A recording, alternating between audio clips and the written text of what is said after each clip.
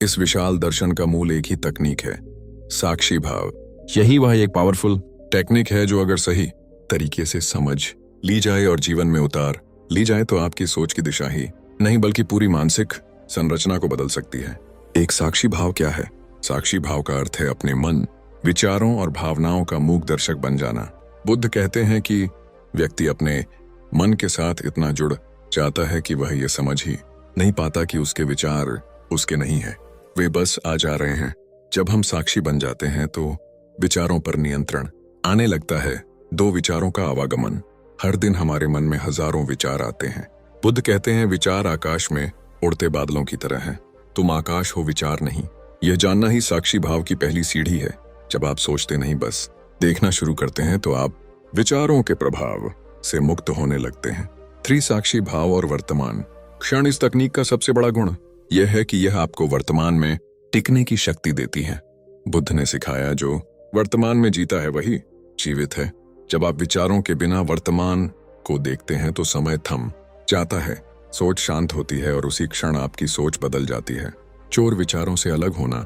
बुद्ध कहते हैं कि आप अपने विचार नहीं हैं, आप वही नहीं है जो सोचते हैं। लेकिन जब तक व्यक्ति अपने विचारों से जुड़ा रहता है तब तक वह खुद को पहचान ही नहीं पाता।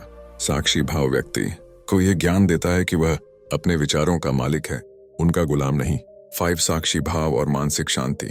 जब आप सोच को केवल देखते हैं, उसमें शामिल नहीं होते, तब धीरे धीरे मन शांत होने लगता है। यही बुद्ध की ध्यान प्रक्रिया की नींव है।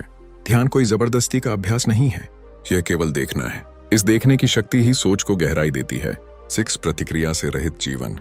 बुद्ध ने हमेशा प्रतिक्रिया नहीं उत्तर देने की बात कही। जब हम साक्षी बन जाते हैं तो प्रतिक्रिया स्वतः है। कोई गुस्सा करता है, आप देखते हैं।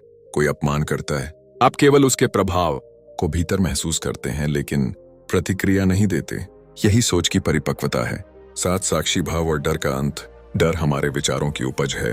अगर ऐसा हो गया तो जरेनिया, अगर वैसा ना हुआ तो जब आप साक्षी बनते हैं तो ये अगर और मगर धीरे धीरे समाप्त हो जाते हैं। आप वास्तविकता में जीना सीखते हैं। यही डर के अंत की शुरुआत है। 8 साक्षी भाव और निर्णय की शक्ति। जब आप केवल देखते हैं और प्रतिक्रिया नहीं करते तो आपकी निर्णय लेने की शक्ति कई गुना बढ़ जाती है। बुद्ध कहते हैं शांत मन ही सही दिशा दिखा सकता है और साक्षी भाव आपको यही शांत अवस्था देता है। 9 साक्षी भाव और आत्मबोध। जब व्यक्ति स्वयं को देखने लगता है तो धीरे धीरे उसकी पहचान मैं से हटने लगती है। यही आत्मबोध है। मैं कौन हूं? मैं शरीर नहीं हूं, विचार नहीं हूं, भावनाएं नहीं हूं, तो मैं क्या हूं? इस प्रश्न का उत्तर केवल साक्षी भाव के माध्यम से ही मिल सकता है। 10 साक्षी भाव और मुक्ति। बुद्ध के अनुसार सारे दुखों का कारण आसक्ति है और आसक्ति केवल तभी होती है जब हम किसी विचार या वस्तु से जुड़ जाते हैं। लेकिन जब आप साक्षी बनते हैं तो जुड़ाव टूटता है, मोह समाप्त होता है और वही मुक्ति है। क्या अभ्यास कैसे करें? साक्षी भाव का अभ्यास कठिन नहीं लेकिन निरंतरता मांगता है। दिन में कुछ मिनट बैठिए, आंखें बंद कीजिए और अपने विचारों को बस आते जाते देखिए। कोई प्रयास मत कीजिए कि वे रुक जाए, बस उन्हें देखिए। धीरे धीरे देखने वाला जाग जाएगा और विचार कमजोर होने लगेंगे। 12 चलते फिरते साक्षी बनना। बुद्ध ने यह तकनीक केवल ध्यान कक्ष में सीमित नहीं रखी। उन्होंने कहा चलते समय चलने को देखो, खाते समय खाने को देखो, बोलते समय बोलने को देखो, यानी हर कर्म में जागरूकता लाओ। यही सोच का परिवर्तन है। हर क्षण में सजग रहना। 13 नकारात्मक सोच का नाश। जब आप विचारों को देखना शुरू करते हैं तो नकारात्मक विचार धीरे धीरे कम हो जाते हैं। वे शक्ति खो देते हैं क्योंकि अब आप उन्हें ऊर्जा नहीं दे रहे। साक्षी भाव उन्हें केवल देखता है, लड़ता नहीं, और जो विचार ऊर्जा नहीं पाता वह समाप्त हो जाता है। 14 भावनाओं का नियंत्रण। साक्षी भाव केवल विचारों के लिए नहीं, भावनाओं के लिए भी है। जब क्रोध आता है बस देखिए, जब दुख आता है बस महसूस कीजिए, लेकिन उसमें डूबिए मत। यही मानसिक संतुलन है। 15 आत्मविश्वास में वृद्धि। जब आप अपनी सोच के मालिक बन जाते हैं तो आत्मविश्वास स्वतः बढ़ता है। अब आप परिस्थितियों के अधीन नहीं बल्कि अपने मन के सम्राट हैं। यही बुद्ध का मार्ग है। भीतरी साम्राज्य का निर्माण। 16 शब्दों की शक्ति का बोध। जब आप साक्षी बनते हैं तो आप बोलने से पहले सोचते हैं। आपके शब्दों में गहराई आती है क्योंकि अब वे प्रतिक्रिया नहीं उत्तर होते हैं। यही बुद्ध की वाणी का प्रभाव था। कम बोलना लेकिन गहन बोलना। 17 कर्म की गुणवत्ता में परिवर्तन।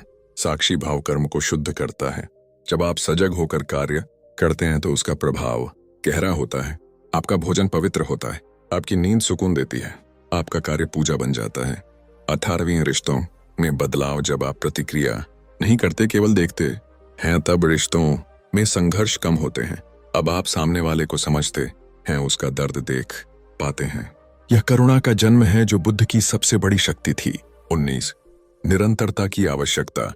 साक्षी भाव एक दिन का अभ्यास नहीं, यह जीवन शैली है। बुद्ध ने इसे प्रतिदिन के जीवन में उतारने को कहा। थोड़े थोड़े समय के लिए जागरूक रहिए।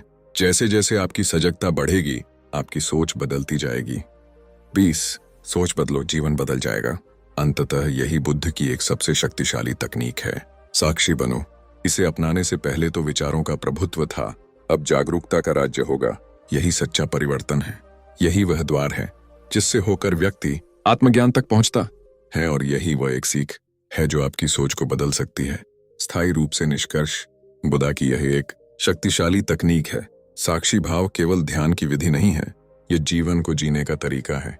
जब आप जागरूक होते हैं तो हर सोच, हर भावना, हर निर्णय उच्च स्तर पर चला जाता है। आपकी सोच स्पष्ट होती है, गहराई आती है, और धीरे धीरे आप वह बन जाते हैं जो आप वास्तव में हैं, शांत, सजग, मुक्त। यही बुद्ध का मार्ग है, यही जीवन का सार है। सिर्फ एक सोच और किस्मत पलट जाएगी। गौतम बुद्ध की सीख। परिचय। मनुष्य के जीवन में सबसे बड़ा परिवर्तन तभी आता है जब उसकी सोच की दिशा बदलती है। बुद्ध कहते हैं कि भाग्य, परिस्थिति और जीवन की गति सब कुछ उस एक सोच पर निर्भर है जो व्यक्ति भीतर से पालता है। यदि वह सोच नकारात्मक है तो जीवन में चाहे कितने भी संसाधन हो, अशांति बनी रहती है, और यदि वह सोच सकारात्मक, शांत और जागरूक है तो सबसे विपरीत हालात भी व्यक्ति को नहीं हिला सकते। गौतम बुद्ध की यही एक अमूल्य सीख। जैसा सोचोगे वैसा बनोगे। अगर समझ में आ जाए तो किस्मत पलट सकती है। यही एक सोच, यही एक दृष्टिकोण जीवन का रुख बदल सकता है। एक सोच की शक्ति। बुद्ध का पूरा दर्शन इसी बात पर आधारित था कि मन ही सब कुछ है, जो तुम सोचते हो वही बनते हो। यह केवल एक वाक्य नहीं, यह अस्तित्व का रहस्य है। सोच कोई साधारण शक्ति नहीं है, यह सृजन की नींव है। टू सोच और कर्म। कर्म की उत्पत्ति सोच से होती है। जब तक सोच नहीं बदलती तब तक कर्म भी पुराने ढर्रे पर चलते रहते हैं। बुद्ध कहते हैं, तुम्हारे वर्तमान कर्म तुम्हारी बीती सोचों का परिणाम है। इसलिए यदि भविष्य बदलना है तो सोच का स्तर बदलना ही होगा। 3 किस्मत बनती है, मिलती नहीं। बुद्ध भाग्य को दैविक उपहार नहीं मानते थे, बल्कि इसे कर्मों और सोच का परिणाम मानते थे। व्यक्ति जैसी सोच रखता है वैसे ही कर्म करता है और वैसे ही फल प्राप्त करता है। इसीलिए एक सोच का परिवर्तन भाग्य का निर्माण कर सकता है। 4 जागरूक सोच। बुद्ध की शिक्षा का मूल है सजग रहो। जब व्यक्ति सजग होकर सोचता है तो वह अपनी ही सोच का पर्यवेक्षक बन जाता है। तब वह ये देखने लगता है कि कौन सी सोच उसे नीचे गिरा रही है और कौन सी उसे ऊपर उठा रही है। यही जागरूकता किस्मत पलटने की शुरुआत है। 5वां, नकारात्मक सोच का प्रभाव। यदि सोच में भय, चिंता, ईर्ष्या, क्रोध या हीनता हो तो वह सोच केवल दुख ही उत्पन्न करेगी। बुद्ध कहते हैं कि ऐसी सोचों को पकड़े रहना जलते कोयले को पकड़ने जैसा है, आप ही जलेंगे। इसलिए ऐसी सोचों से दूरी बनाना ही सबसे पहला कदम है। 6 सकारात्मक सोच कोई कल्पना नहीं। बुद्ध की दृष्टि में सकारात्मक सोच का मतलब कोई काल्पनिक सब अच्छा है नहीं होता, बल्कि यह वास्तविकता को समझकर उसकी भीतर छिपी संभावनाओं को देखना होता है। यही दृष्टिकोण व्यक्ति को निराशा में भी प्रकाश दिखाता है। 7 सोच की पुनरावृत्ति। बुद्ध ने बार बार कहा, जो तुम बार बार सोचते हो वही बन जाते हो। अगर आप बार बार खुद को असफल, कमजोर या बेबस समझते हैं तो वही आपका अनुभव बन जाता है। लेकिन अगर आप बार बार अपने भीतर की शक्ति को याद करते हैं तो धीरे धीरे वह शक्ति वास्तविकता में प्रकट होने लगती है। 8 आत्मविश्वास का बीज। सोच ही आत्मविश्वास की जननी है। यदि आप अपनी सोच में प्रति विश्वास का बीज बोते हैं तो वह धीरे धीरे विश्वास के वृक्ष में बदल जाता है। बुद्ध कहते हैं, खुद पर विश्वास करो क्योंकि मोक्ष का द्वार तुम्हारे भीतर ही है। 9 सोच और परिस्थिति। एक ही परिस्थिति 2 व्यक्तियों पर अलग प्रभाव डालती है, कारण है उनकी सोच। बुद्ध कहते हैं कि परिस्थिति का कोई स्थायी स्वरूप नहीं होता, हमारी सोच ही उसे अर्थ देती है। यदि सोच स्थिर और जागरूक हो तो सबसे कठिन समय भी अध्यात्म का द्वार बन सकता है। 10 सोच से जन्म लेता है दृष्टिकोण। दृष्टिकोण सोच की परिपक्वता है। व्यक्ति जैसी सोच रखता है वैसा ही जीवन को देखता है। अगर सोच सीमित हो तो दृष्टि भी संकुचित होती है, लेकिन अगर सोच गहरी हो तो जीवन में गहराई, धैर्य और समझ आती है। यही परिवर्तन सफलता की ओर ले जाता है। 11वीं सोच की सफाई। बुद्ध की साधना का मूल तत्व था मन की शुद्धि। जैसे शरीर को नित्य साफ किया जाता है वैसे ही सोच को भी रोज जांचने की जरूरत है। कौन से विचार बार बार आ रहे हैं, क्या वे मेरी ऊर्जा बढ़ा रहे हैं या घटा रहे हैं? यही निरीक्षण सोच को साफ करता है। 12 सोच से जुड़ी भावना। हर सोच के पीछे एक भावना होती है, भय, प्रेम, आशा, गुस्सा। बुद्ध ने सिखाया कि भावना को पहचानना जरूरी है, क्योंकि वही सोच को जन्म देती है। जब आप भावना को पकड़ लेते हैं तो सोच को बदलना सरल हो जाता है। 13 सोच की दिशा। सोच 2 दिशाओं में जा सकती है, ऊपर की ओर विकास की ओर या नीचे की ओर विनाश की ओर। बुद्ध कहते हैं कि सजग व्यक्ति अपनी सोच की दिशा पहचान लेता है और बार बार उसे ऊपर की ओर मोड़ता है। 14 सोच और स्वीकृति बुद्ध की एक गहन शिक्षा है। स्वीकार करना ही परिवर्तन की शुरुआत है। जब व्यक्ति वर्तमान को स्वीकार करता है तभी वह भविष्य को बदलने की क्षमता रखता है। यह सोच की परिपक्वता है। 15 सोच और आत्मचिंतन। सोच तभी गहरी होती है जब आत्मचिंतन का अभ्यास होता है। बुद्ध कहते हैं हर रात स्वयं से पूछो, आज मेरी सोच ने क्या निर्माण किया? यह प्रश्न ही जीवन का रूप बदल सकता है। 16 सोच का अभ्यास। कोई भी सोच एक दिन में नहीं बनती, यह अभ्यास का फल है। जैसे जैसे आप जागरूकता के साथ सोचते हैं आपकी पुरानी आदतें कमजोर होती जाती हैं और नई शक्तिशाली सोच का जन्म होता है। 17 सोच और मौन। बुद्ध की ध्यान विधियों में मौन का बड़ा महत्व है। मौन में जाकर जब व्यक्ति अपनी सोच को सुनता है तो उसे अपनी ही आवाज पहचान में आने लगती है। यही आत्मबोध की शुरुआत है। 18 सोच और स्वतंत्रता। बुद्ध कहते हैं वह व्यक्ति ही स्वतंत्र है जो अपनी सोच का मालिक है। जब सोच पर आपका अधिकार होता है तभी आप वास्तव में स्वतंत्र होते हैं। परिस्थिति, लोग, समाज कुछ भी आपको नियंत्रित नहीं कर सकते। 19 सोच और धैर्य। गहरी सोच का दूसरा नाम धैर्य है।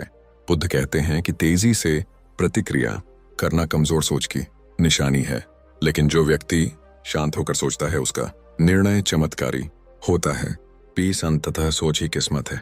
बुद्ध के अनुसार किस्मत कोई बाहर से आने वाली शक्ति नहीं है, यह आपकी सोच का बाहरी प्रतिबिंब है। जैसे आप सोचते हैं वैसा ही संसार आपके चारों ओर रचता है। इसलिए यदि आप चाहते हैं कि आपकी किस्मत बदले तो सिर्फ एक काम कीजिए, अपनी सोच बदल दीजिए। निष्कर्ष। गौतम बुद्ध की एक सोच, जैसा सोचोगे वैसा बनोगे, जीवन के हर पहलू को बदलने की क्षमता रखती है। यह सोच केवल एक विचार नहीं है, यह एक शक्ति है। इसे अपनाइए, इसे दोहराइए और इसे जी लीजिए। तब आप देखेंगे कि आपकी सोच ही आपकी किस्मत बन चुकी है। यही बुद्ध की वह सीख है जो किसी भी व्यक्ति के जीवन को बदल सकती है, स्थायी रूप से, शांति से और गहराई से। बुद्धा की यह बात समझ ली तो दुखों का अंत तय है। प्रस्तावना। दुख का अस्तित्व जीवन में अनिवार्य है। हर व्यक्ति अपने जीवन में किसी न किसी प्रकार के दुख से गुजरता है, किंतु क्या दुखों का कोई अंत है? क्या वास्तव में मनुष्य ऐसा कुछ जान सकता है जिससे वह दुख से मुक्त हो जाए? उत्तर है हाँ। गौतम बुद्ध ने अपने ज्ञान से एक ऐसी बात कही थी जो यदि सच में समझ ली जाए तो दुखों का अंत निश्चित हो जाता है। यह बात सरल लग सकती है, परंतु इसके पीछे छिपी गहराई इतनी व्यापक है कि यह जीवन की दिशा ही बदल देती है। गौतम बुद्ध ने दुख के कारण को पहचाना और उससे मुक्ति का उपाय बताया।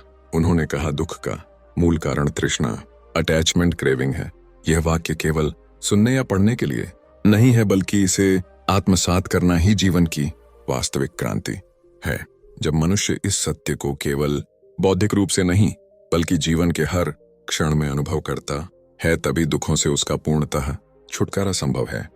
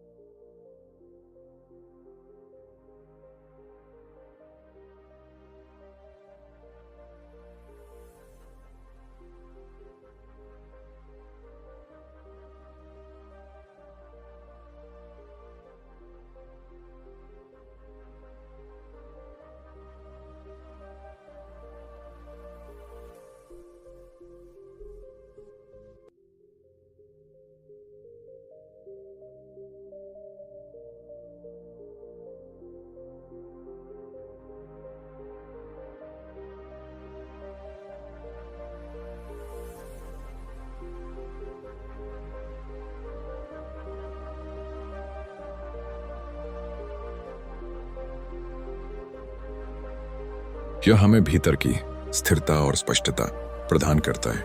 10 संबंधों में दुख का कारण और उससे मुक्ति। जब हम संबंधों में अपेक्षा रखते हैं, अधिकार जताते हैं, तब दुख होता है। यदि हम अपने संबंधों को बिना बंधन और अपेक्षा के जीना सीख लें तो प्रेम में शांति होगी और दुख समाप्त होगा। अगर आप चाहते हैं कि ऐसे ही जीवन बदलने वाली बातें आप तक लगातार पहुंचती रहे तो चैनल को जरूर सब्सक्राइब करें, वीडियो को लाइक करें और इसे अपने उन दोस्तों के साथ शेयर करें जो जीवन में दुख से जूझ रहे हैं। याद रखिए, जवाब बाहर नहीं आपके अंदर है। खुद को समझिए और जीवन अपने आप बदल जाएगा। फिर मिलेंगे एक नई सीख, एक नए सत्य के साथ। तब तक के लिए शांत रहें, जागरूक रहें। धन्यवाद। जब अगली बार तुम आईना देखो तो वही आंखें हो पर इंसान अलग हो, तभी समझना आज की यह यात्रा सफल हुई। बुद्ध ज्ञान को सुनते रहो, क्योंकि बुद्ध कभी शोर नहीं करते, वह मौन में सब कुछ कह देते हैं।